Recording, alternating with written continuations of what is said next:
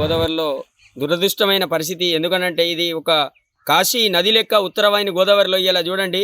ఇలా పవిత్రమైన గోదావరి ఎంతో వేలాది మంది ఇక్కడ గంగా స్నానం కోసం వస్తే ఇలా గోదావరిలో చెత్త చెదారం కొబ్బరి చిప్పలు సంచులు గాలులు ఎన్నో వేసి ఇలా గోదావరిని ఎంతో ఘోరంగా చేస్తారు. ఎందుకంటే ఒక పవిత్రమైన గోదావరి, ఇలా గోదావరిని మనం ఎంత పూజిస్తాం, గంగమ్మ దేవిని ఎంత పూజిస్తామో ఇలా తక్షణమే ఈ చెత్త చెదారాన్ని మున్సిపాలిటీ అధికారుల దృష్టికి తీసుకెళ్ళి మున్సిపాలిటీ అధికారులు వెంటనే తక్షణం ఈ గోదావరిని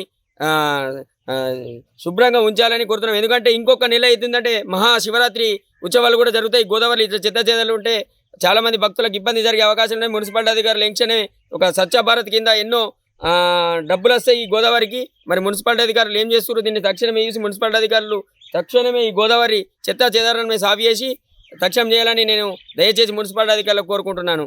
ఎందుకంటే ఒక భక్తునిగా ఒక గోదావరిలో ఇంత ఘోరం ఉన్నదంటే నేను తట్టుకోలేకపోతున్నాను. తక్షణమే దీన్ని పరిశుభ్రంగా వేయాలని నేను కోరుకుంటున్నాను. ఈరోజు ఇంత పవిత్రమైన గోదావరిలో ఇది కాశీలో ఉన్నంత పుణ్యము, కాశీ గోదావరిలో చేసిన గోదావరి అంత పుణ్యము మన ఖానాపూర్లో ఉత్తరవాహిని గోదావరి. ఎంతోమంది చుట్టుపక్కల గ్రామాలు ఇలా కరీంనగర్ నుంచి కూడా ఖానాపూర్లో చేస్తే చాలా మంచిగా ఉంటుంది. ఇది ఉత్తరవాహిని గోదావరి. ఇది చూస్తే ఒక ఉత్తరప్రదేశ్ కాశీలో ఉన్నది గోదావరి, మన ఖానాపూర్లో ఉన్నది. ఈ గోదావరి పరిస్థితి చూడండి. వెంటనే తక్షణమే మున్సిపాలిటీ అధికారులు దీన్ని పరిశుభ్రంగా ఉంచాలని కమిషనర్ గారికి నేను తెలియజేసుకుంటున్నాను. ఎందుకంటే నేను ఒక భక్తున్నై ఉండి చేస్తున్నా. తక్షణమే దీన్ని రాబోయే నెల రోజుల్లో మహాశివరాత్రి ఉత్సవాలు కూడా జరిగే అవకాశాలు ఉన్నాయి.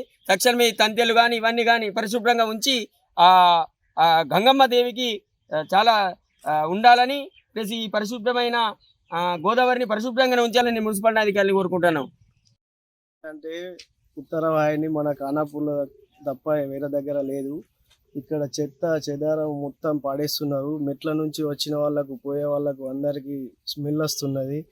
కనీసం పట్టించుకునేటోళ్ళు ఎవరు లేరు. కనీసం ఇప్పటికైనా కానీ న్యూస్ చూసైనా కానీ కనీసం మున్సిపాలిటీ వారు వచ్చి దీన్ని క్లీన్ చేయాలని మేము అందరినీ వేడుకుంటున్నాము. వస్తున్నది కనీసం భక్తులు ఎంతమంది వస్తారు, ఎంతమంది స్నానాలు చేస్తారు, వాళ్ళు ఎక్కడ స్నానాలు చేస్తారు, ఎవరికి పట్టించుకునేటోళ్ళు లేరు. ఇప్పటికైనా కానీ పండుగలు వస్తున్నాయి, శివరాత్రి ఉంది, కంపల్సరీ దీన్ని క్లీన్ చేసి అంత పరిశుభ్రంగా ఉంచాలని కోరుకుంటున్నాం.